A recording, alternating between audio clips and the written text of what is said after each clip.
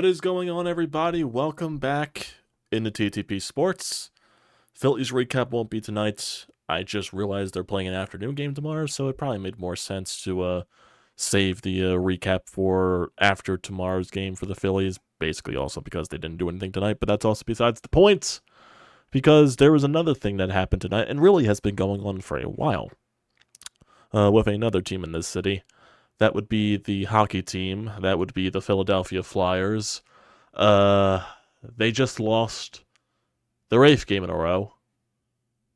Basically, destroying all their playoff hopes. And, yeah, I haven't talked about them in a little bit here because the losses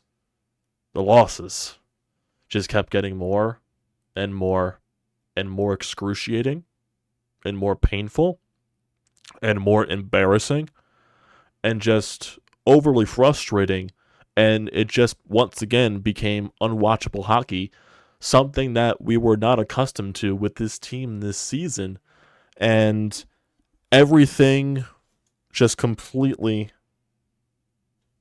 fell off the ropes. It just doesn't make sense. Now, I don't think there's one thing that you can point to that was the reason why this team fell apart, or it was that thing that was why this team lost 8 straight after that entire gauntlet, where I thought they played solid hockey throughout that gauntlet, and then they end that huge gauntlet with, that huge win over Boston, and they got a point against the New York Rangers in overtime after that insane back and forth game. And then since then, lost to Montreal, blown out by the Blackhawks, a heartbreaking overtime loss to the New York Islanders. What else? Back-to-back losses on a Friday and Saturday to the Buffalo Sabres, where Ivan Fedotov just clearly does not look ready for the NHL game. And then the following night, where you get absolutely curb stomped by the fucking Columbus Blue Jackets of all teams. Out of all teams, the fucking Columbus Blue Jackets. Your only 2 goals were by 2 players recording their first NHL goal. That was Lixel and that was Ginning. And then you come into the night. You're out of a playoff spot. Other teams, they've been creeping up, and you allowed those teams to creep up. It's been basically a dogfight between you, the Islanders, the Capitals, the Red Wings, and the Penguins. It's been all of those teams. You allowed all of those teams to stay alive because you were not able to control your own destiny. You were in a playoff spot for so long. I believe they stated it on the broadcast. I believe it was like 124 days or something like that, around that you were in a playoff spot, basically 3rd place in the Metropolitan Division. That's how long you were in a playoff spot for. I believe that was since December. It was a very long time with this team being in a playoff spot, and the expectation was this team was going to make the playoffs. That's what I thought. But it's completely unraveled. It is completely unraveled. And I guess you could say tonight is just the absolute fucking icing on the cake. Losing 9-3. I'm going to repeat that. Just put it out there. Just, make it, y'all learn what the fuck happened. Because I'm not sure if anyone tuned out the Flyers because of this entire crap, or they're just trying to save face. I don't know. I don't blame you if you turn everything off and you just didn't want to focus on them. I don't blame you. But I'm going to repeat it for, everybody here knows. You lost 9-3. 9-3. 9 goals allowed to the fucking Montreal Canadiens. That shit heap of a team. When you had a chance to once again get back into a playoff spot. Every single time Every single time during this losing streak, you kept getting help. You kept getting more help because other teams in this Metropolitan Division are not that good, and they kept falling all over themselves. They kept losing games. They kept you in the race. And then once you kept getting that help, you fell over yourself once again. Every single goddamn time. And now you're done. Now you're done. You're not making the playoffs. You have completed the cycle, honestly. You have completed the cycle of Philadelphia sports for the year 2023-2024. It all started in the summer of 2023, honestly. It did. It did. It did. Or if you want to push that back to, I guess, the fall of 2022, with, the Union and the Phillies losing that World Series on the same exact day, and then the Eagles blowing that lead in the Super Bowl. But we won't go that far. We'll basically go back towards the 2023 seasons for most teams. Started with the Sixers, blowing that 3-2 series lead to Boston. Then, that Flyer season was trash, so we don't focus on that. Then, Phillies choke a 2-0 series lead in the NLCS to an Arizona Diamondbacks team that they should have beaten, and they lost Game 6 and 7 on home at Citizens Bank Park. That was strike 2. And then strike 3, the Eagles, who started off 10-1, fully collapsed, and then we all know what happened there. I believe they finished 10-6, 11-6 or something like that. Just completely fell apart down the stretch. And now, the Philadelphia Flyers, who are in a playoff position after the gauntlet and for so long, lose 8 straight. And they're probably going to lose more. This could turn into 9 straight. This could turn into 10 straight. This could be 11 straight to finish out the season. Because why should I be confident in this team's ability to win a game? I shouldn't be confident in that fact. Because their goaltending completely fell apart. Sam Ersson is gassed. The dude has been completely overused. And it is showing every single game. Ivan Fedotov, not ready for the NHL game. Clearly not ready. And that's not his fault. He's clearly not ready for the game, and he's been put into a very difficult spot. Because there was no suitable backup for Sam Ersson because of the whole Carter Hart situation. Felix Sandstrom could not prove anything, and Cal Peterson was terrible. So you had no suitable backup, which means Sam Ersson had to play 95% of the games down the stretch. Basically since January. Basically since Carter Hart had to go, with the whole Team Canada scandal. It's all falling apart. Your penalty kill took a huge dip. It's been terrible since the trade deadline. And honestly, it's been terrible this entire second half of the season. Your power play, surprise, surprise, that's been shit all year. We all knew that was going to come back to bite you in the ass. Your defense completely fell apart. And you couldn't score.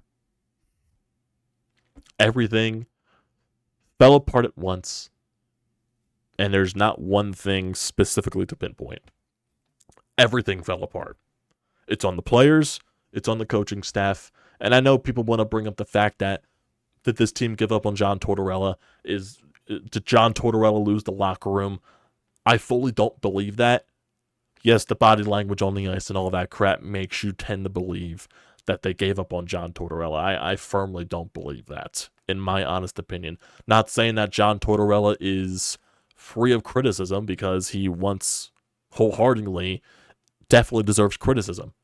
There were many points during this very frustrating stretch where he didn't hold himself accountable, to where he didn't come and talk during media availability post-game, to where he sends Shaw's out there, where he sends Rocky out there to talk in the media availability after the game, and he just gives an excuse the next day as to why he couldn't show up for the press conference, to where, when he's trying to get the most out of his team in certain situations where, one, you're benching your captain, Sean Couturier. I can understand it for one game. I think going too far was 2 games. And was that the straw that broke the camel's back for this team? I don't know. There's many stats that can show you they've started to fall apart since the Sean Couturier scratching. There's many things to believe they fell apart when Sean Couturier was named the captain. And a lot of people are even questioning why you even considered naming Couturier the captain, because the entire thing seems sketchy. I don't know. And then there's also stats that show you once Carter Hart left, the record fell to shit. And the team fell to shit, basically. We didn't know it at the time because they were still in a playoff spot. And they weren't playing as bad of hockey. They were still playing very good hockey, in my personal opinion, even when Carter Hart left. And, the whole Team Canada thing.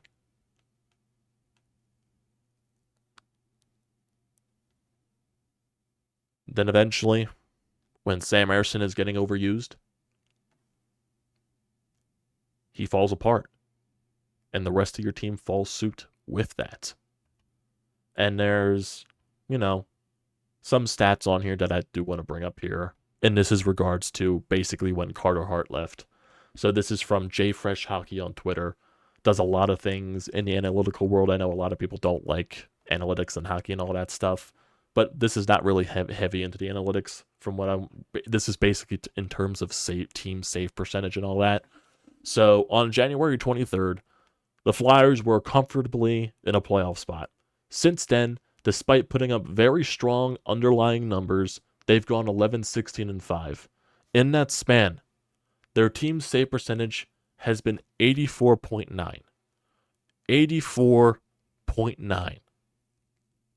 That's dreadful. That's league worst goaltending right there. And that's especially down this stretch, where the goaltending has been absolutely brutal. Especially down this stretch. He goes on. The second worst team save percentage since that day is Vancouver at 88.1%, over 3 points higher. The story of the Flyers' collapse is simple, incredibly simple. So this guy is basically just putting it on all the team save percentage and the goaltending. That's what he's fully blaming this on. And yeah, maybe things could have changed if you had a capable backup for Sam Ersson, to where you didn't have to ride him in the final backstretch of the season. In the last, he's played so many games in a very long span of time, to where he didn't have a suitable backup to play for him, to where maybe you can cut that in half. To where he doesn't have to play, with the last 40-something games left. Maybe he only plays like 30 of those games. Maybe he only plays 27 of those games. And the backup goaltender that you have takes a little bit off that from Sam Ersson, to where he's more fresh, to where he's not as exhausted, to where he's not as gassed. Maybe that could have been the case. But then, that whole thing, they didn't, go into the trade deadline. They didn't acquire a goaltender.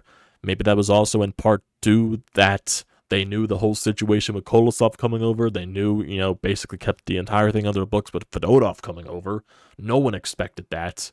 And maybe they thought, having Fedotov in here maybe could help a little bit. And maybe they overlooked that a little bit, to where he clearly was not ready for the NHL game. I understand the KHL is the second best pro league in the world in terms of hockey, but still, the NHL is a very different game. And, he has to get new pads and all that stuff. He has to get those pads acclimated. He has to get those league approved. He has to work those pads in.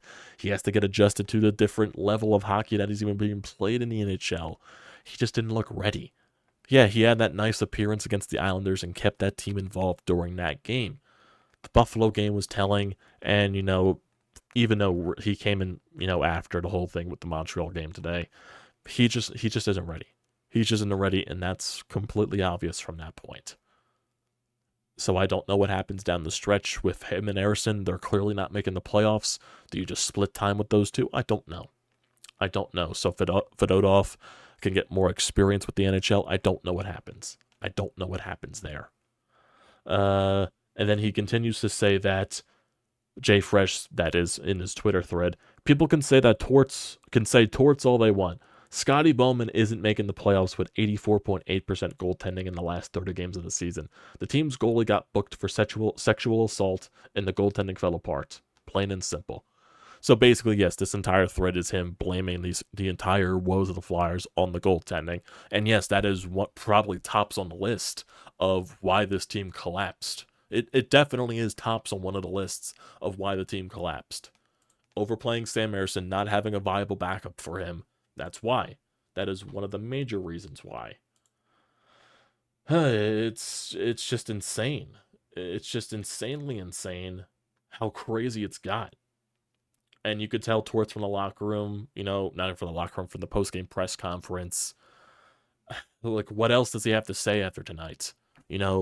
Try to get the team to stick together and all that stuff and everything there. Try to focus on the last 3 games at hand. Like, I know he went on that whole spiel after the Islanders game about how embarrassing it was for the Flyer logo, for the Flyer jersey and all that stuff, the way they played in that second period at home against the New York Islanders. And then they went on that comeback, and then eventually they lost 30 seconds of the overtime. Surprise, surprise, this team. It's amazing. It's amazing how bad it's gotten. No one could have predicted this. No one. And yes, of course, there's going to be a lot of people that, with revisionist history and all that stuff in regards to the entire outlook of the season that are going to go like, okay, this team, the expectations going into the season were not high at all. If you told us that they were going to be in a playoff spot with the final, few games left in the season and they just missed out on a playoff spot, we're not going to be mad. We think that would be an improvement of the season. We would think that would be a fantastic season, regarding context and all that stuff. But, and, like not making the playoffs, that isn't considered a failure, and the entire season is good. You got the kids good experience. They know what it's like, now fighting for the playoff push and all that stuff. They got very good experience and all that stuff. And yeah, I do think some of that does connect to this. I do think guys are getting good experience, even though they're getting their shit kicked in these final so many games, to where, honestly, I can make an argument that it's probably not beneficial for them.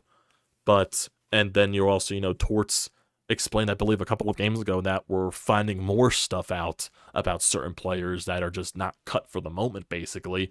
I wonder who he's talking about in that aspect. Could it be some of the veterans? Could it be some of the, not the fully younger guys, but, there's some young guys that have been on this team for a while, meaning like a Joel Farabee, meaning like a Travis Konechny. Could those guys are being the ones that he is talking about? I have no idea in the world. Even though during the stretch, yes, I have very soured on Joel Farabee. I have really soured on Travis Konechny, even though there's been multiple people saying, specifically Anthony Sanfilippo on the Snow the Goalie podcast, that Travis Konechny is playing with some type of injury that is really limiting him. There's a lot of things that you have to go on this offseason in terms of players that you want to keep, in terms of players that are a part of the future.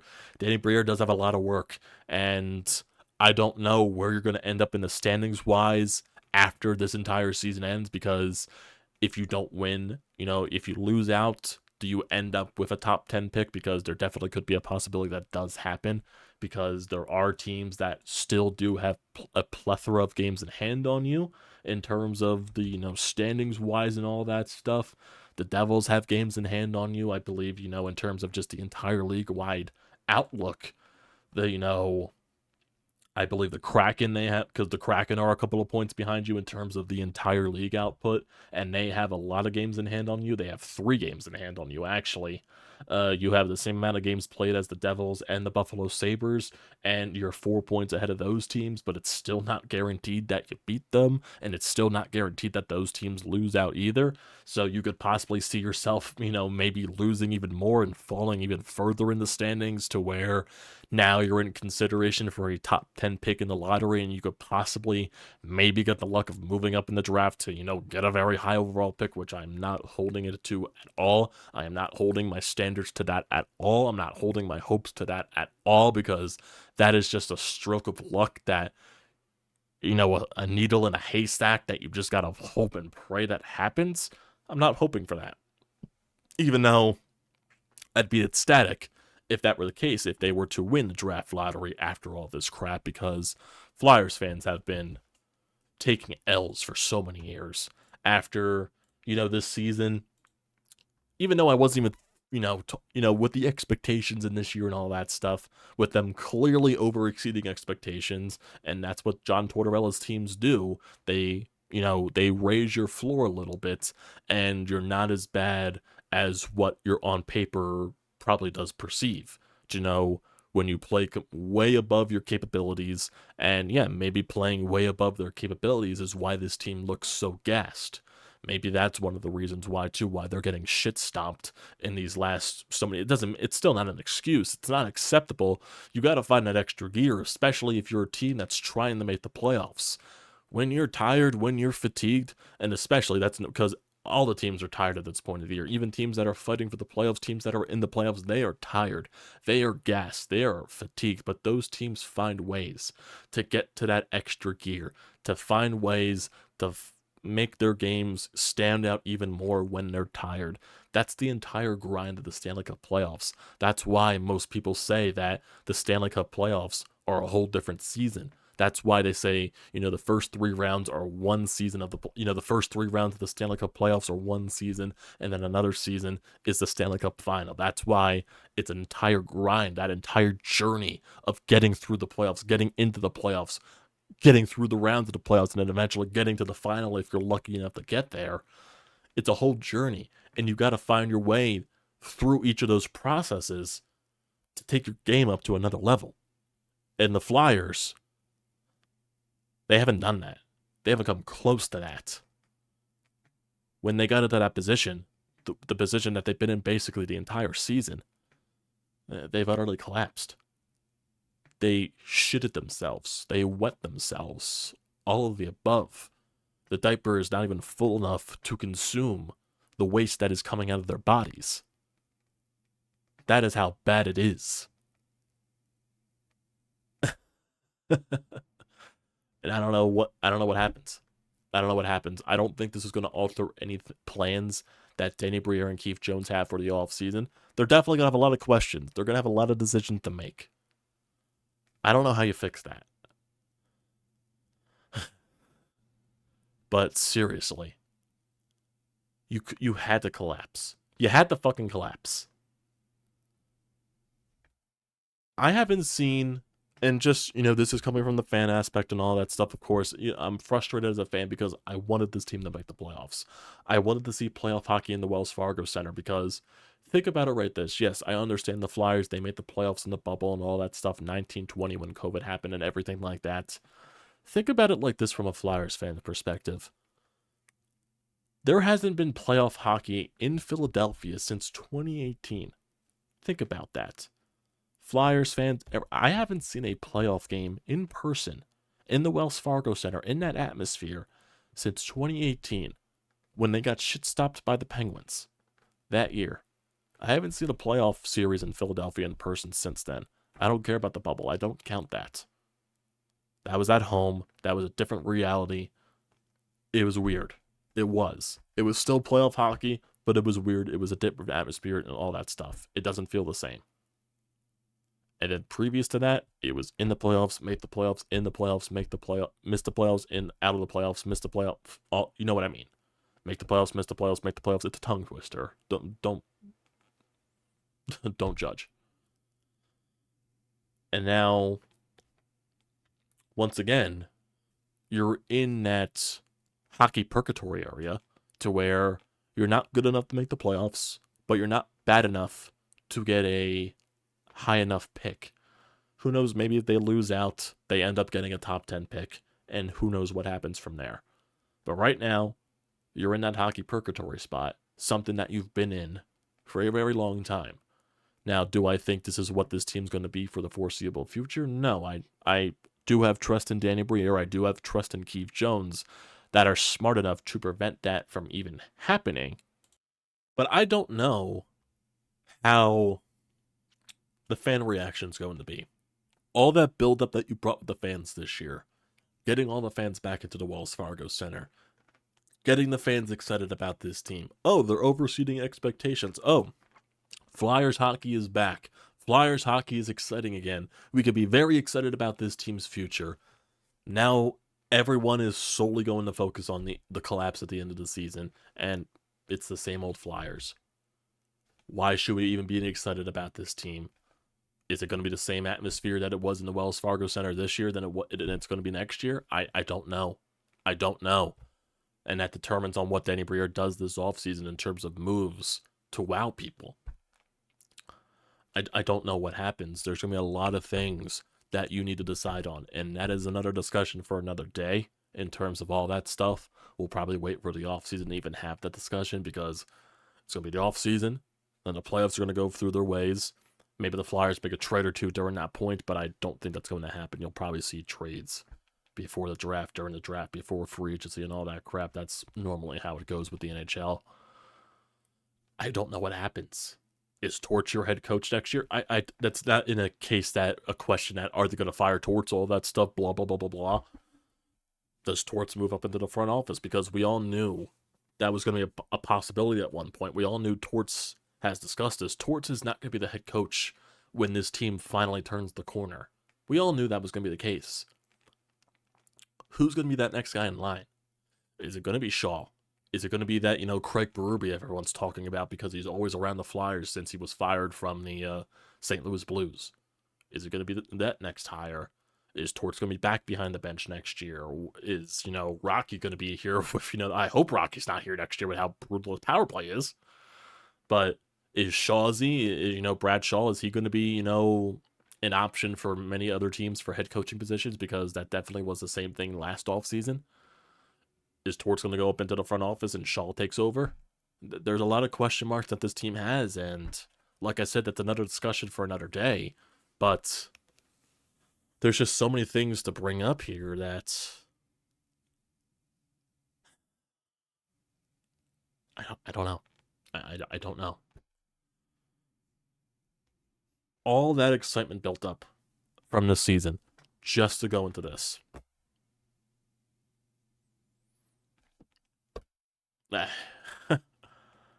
I feel like I should laugh, but I'm just overly frustrated right now because watching this team the past 8 games has been an absolute chore. Because, like I said many times in the past, there's one thing that I despise, and that is unwatchable hockey. And that is the product we have gotten over the past, 7, 8 games. I know the first loss started with that game against the Rangers in the overtime and all that stuff. Really, it probably started with that first loss to Montreal. Then, blow up by the Blackhawks, that Islanders game, and then so on and so forth. It's really been since that first Montreal game. And once again, you play that Montreal team again, and you got blown out even worse. Don't know how that happens. Don't know how that happens. Gas isn't an excuse. It just isn't. And yes, the team clearly is overworked, overgassed, all that stuff. I get it. Every other team is dealing with the same stuff. It's not an excuse. And I wanted this team desperately to make the playoffs. And there was stuff in the back of my mind was that, okay, when you're going through this entire season, okay, if you're making the playoffs, you better make the playoffs. You better make the playoffs. Because I don't want to sit in another season with a pick that's far away from the top 7 of the draft, top 10 of the draft, and just being that tweenersville to where you can't even possibly move up in the draft. Because remember, with the draft lottery, you can only move up 10 spots. Yeah, technically, if the Flyers were at 15th overall, they can move up to 5th overall. That still is possible. You can only move up 10 spots now. You can't go from 15 to 1. Can't go from 14 to 1. Can't go from 16 to 2. It doesn't happen anymore. Only 10 spots. And yeah, if they do end up being the 10th worst team in the league, yeah, they still have a chance for 1st overall. Not going to hold my thoughts on that. It was either, for me, you make the playoffs, and whatever happens there, or you're a team that's trying to get a top 7 pick. And you fell in between that. And like I've said many times, yes, there's positives to take from this season, 100%. There is. It's not the time to talk about that right now, though. It just isn't. because this is probably one of the worst collapses in franchise history. From my experience, at least. From my experience. This is one of the worst. Losing 8 games in a row when you're in a playoff spot, controlling your own destiny, and you completely collapsed on yourself. That's unreal. That is unreal. That is unheard of. Unreal. Unreal. Don't know where else to go here. There's 3 games left in the season. Rangers on Thursday, Devils on Saturday, and Washington next Tuesday to close out the season. You're done. You're not making the playoffs at the end of the day. So what else happens? Lose out? Do you lose out? It's possible. It's possible. You avoided that 10-game losing, that lingering 10-game losing streak all year for it to happen at the worst possible time. Unreal. Unreal, boys. But that's going to do it for tonight. I appreciate you guys for tuning in as always. Don't forget to leave a comment in the comment section down below. Don't forget to drop a like. Don't forget to hit that subscribe button. It does me a great deal of service. Also, don't forget to use the code TTPSPORTS, $20 off your first purchase at SEATGEEK. Great deal. Don't pass it up. Like I said, with the Phillies recap, that's going to be tomorrow after tomorrow afternoon's game. So just saving it for that. Figured, with the Flyers and all that stuff, I get my thoughts and frustration out on them. That was more important than a 3-0 Phillies loss, in my opinion. So, yeah. Thanks, guys, for tuning in tonight if you choose so. I'll see you next time.